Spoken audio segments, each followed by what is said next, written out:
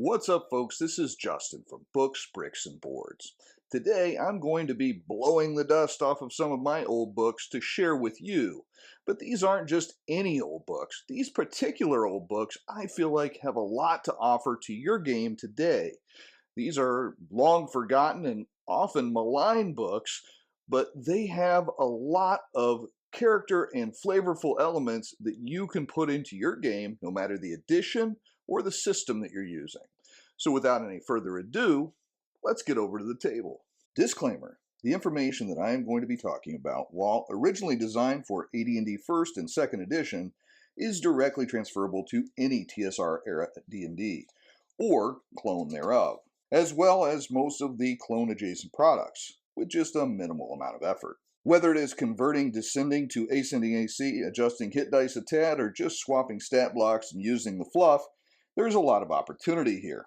But if you are playing Swords and Wizardry, Old School Essentials, Labyrinth Lord, Osric, For Golden Glory, Hyperborea, Adventurer Conqueror King system, basic fantasy role-playing, or one of a dozen other adjacent products like Shadowdark, the books that I'm talking about have information that you should be able to readily take advantage of at your table. Any questions, Vince? If you're playing Savage Worlds or a similar system, well, then you already know all about conversion, and it goes without saying. There's plenty for you here as well, and good choice, by the way. Very, very good. If you are the kind of gamer that feels like you have to have some dead trees in your hand to really enjoy a book, well, you're in good company, because that's me as well. That being said, the books I am going to talk about today can fetch some silly prices for a nice copy, but take heart. All of these books are available on DriveThruRPG and PDF, and most of them for under $6 as of the release of this video. And with a quick trip to the local print shop for around 8 cents a page, you can turn a PDF into an immensely usable, spiral-bound masterpiece. More durable than the originals and able to lay flat at your table. Of course, if you have to have the originals, again, guilty party myself here, just be prepared to part with some coin. With that out of the way, let's take a look at some great inspiration for your games. Let's get the big elephant out of the room right away. This book has, in recent years at least, received more hate than a politician during an election cycle.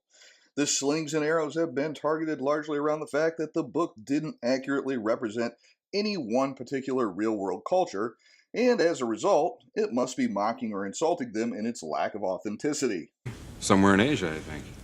It's inspired by a combination of many world cultures, combined with mythology, 1970s Hong Kong-era movies, popular Chinese and Japanese works of fiction, as well as a number of other inspirations. Very nicely laid out in the book itself.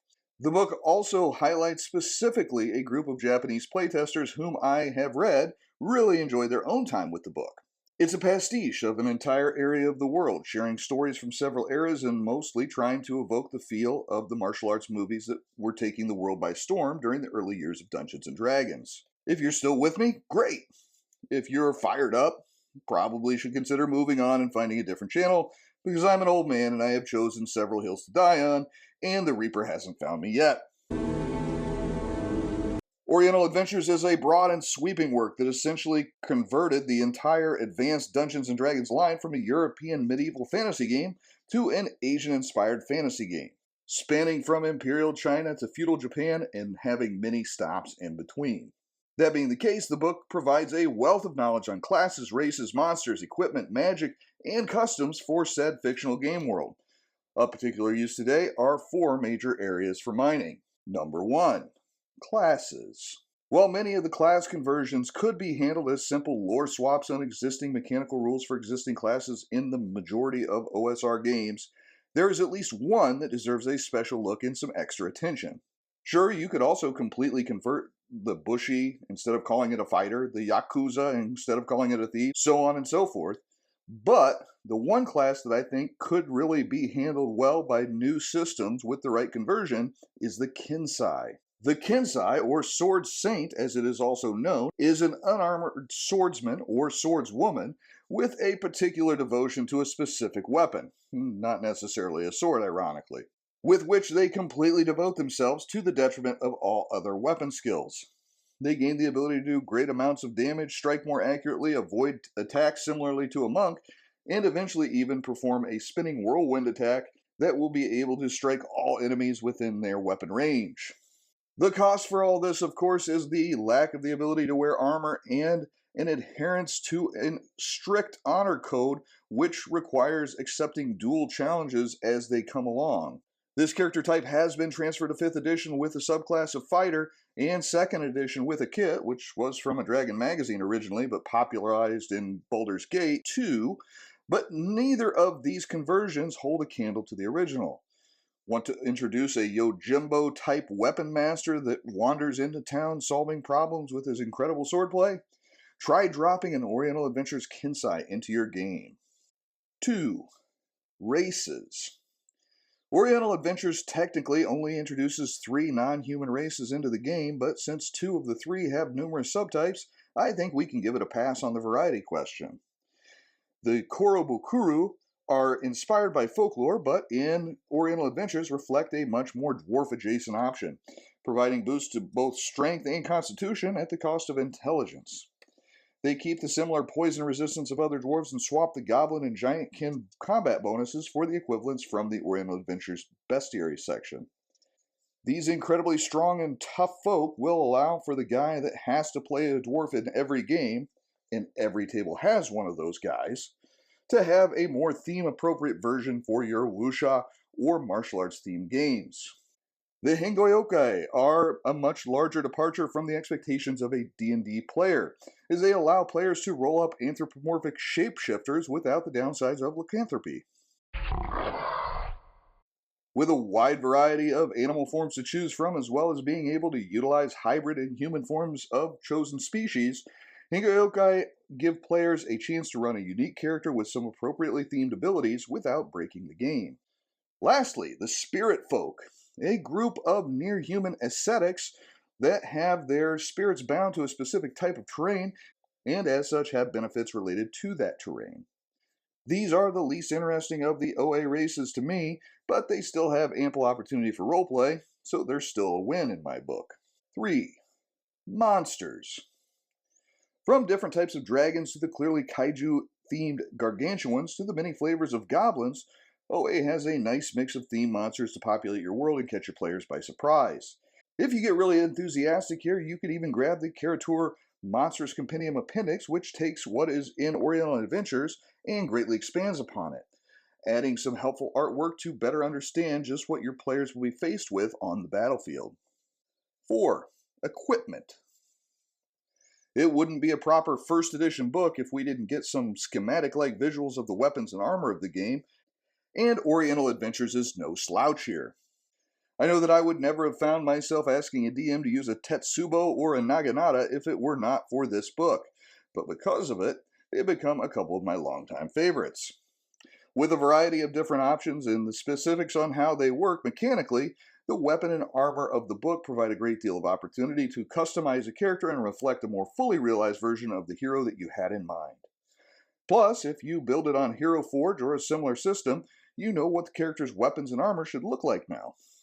There is also a list of basic supplies which can serve as inspiration for your games. Legends and Lore. While not as derided as Oriental Adventures, I am pretty sure that this book will not be seeing a proper revision anytime in the near future from WotC. Not at all.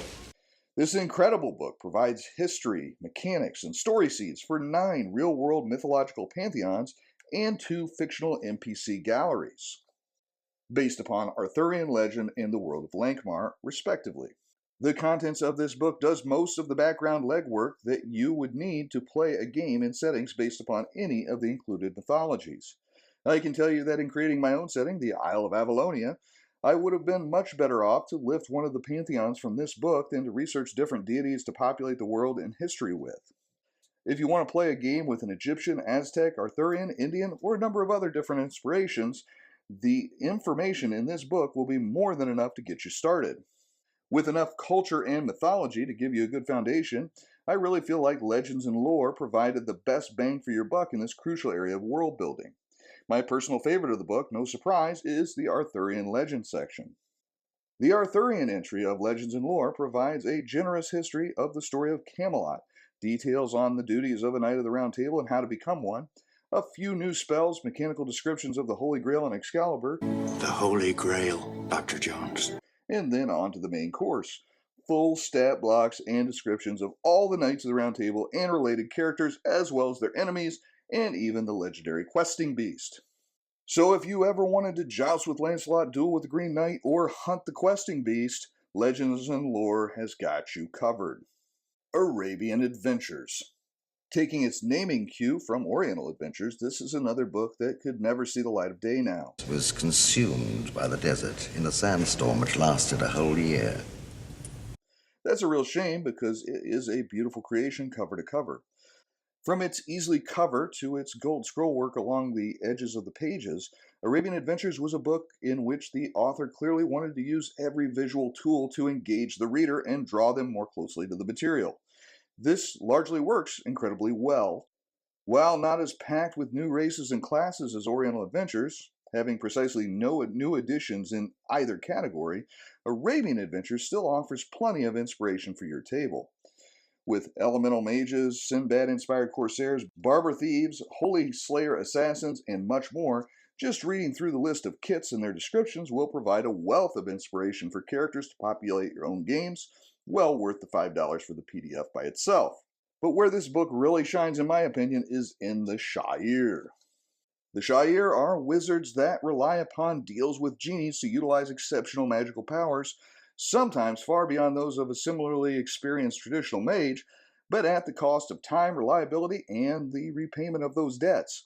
Reading through the chapter on Shire magic should give you a great deal of ideas about how to run these genie-binding mages, or perhaps even a Western version that relies upon dark dealings with other entities from beyond the prime material plane. Beyond all this, the book has a very generous section on equipment and weapons specific to its theme of campaign, which would be a great way to introduce your players into this very different type of setting than they are likely used to, having almost certainly played in all manner of medieval European settings up to this point. Switching to an Arabian-themed desert-based campaign could be just the spark that your table needs to put some life back into your sessions. Book of Artifacts. While certainly not as reviled for its content as the previous books that I have mentioned, this one is just as unlikely to see a new version. You see, this is exactly the type of book that WotC seems to loathe, a book that is for the DM only.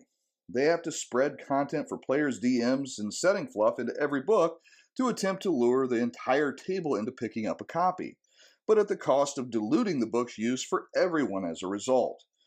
The Book of Artifacts is exactly the opposite of that, being aimed squarely at DMs and, more likely than not, never being used for more than a single entry in any given campaign. But does that make it worth exploring today? Absolutely. The artifacts within its pages cover the campaign-altering items that authors write entire series of books about.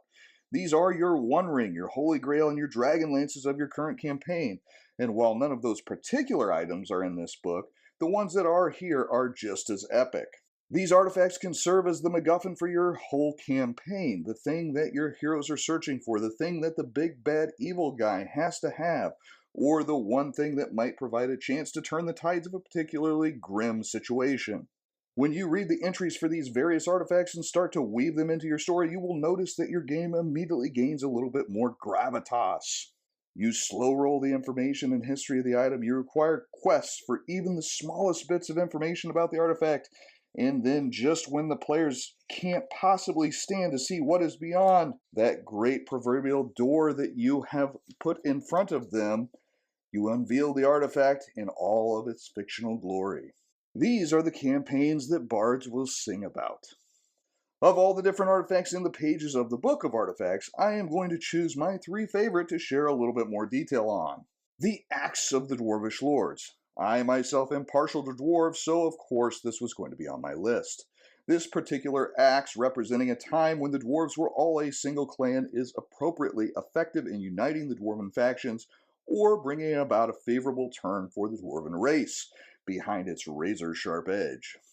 Having the qualities of a sword of sharpness, a dwarven thrower hammer, and being able to summon a formidable earth elemental, your players will not be disappointed in seeing this bad boy hit the table, unless they are elves and on the wrong end of it. Number 2, Baba Yaga's Hut.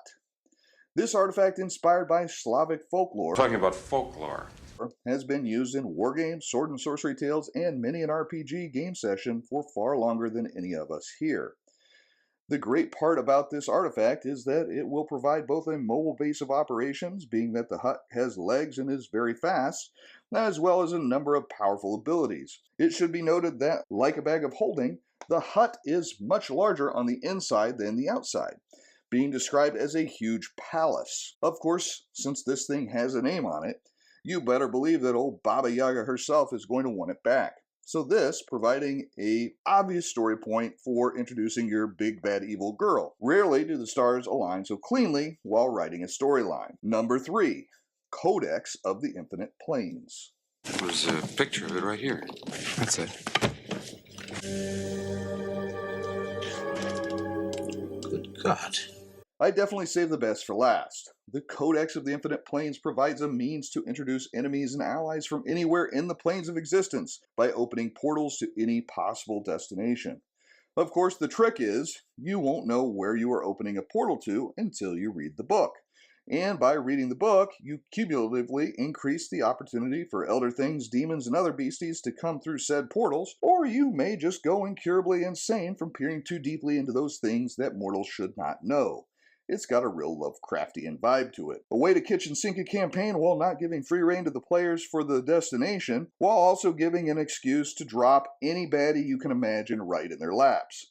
Now this is an artifact that I can get behind. Summary.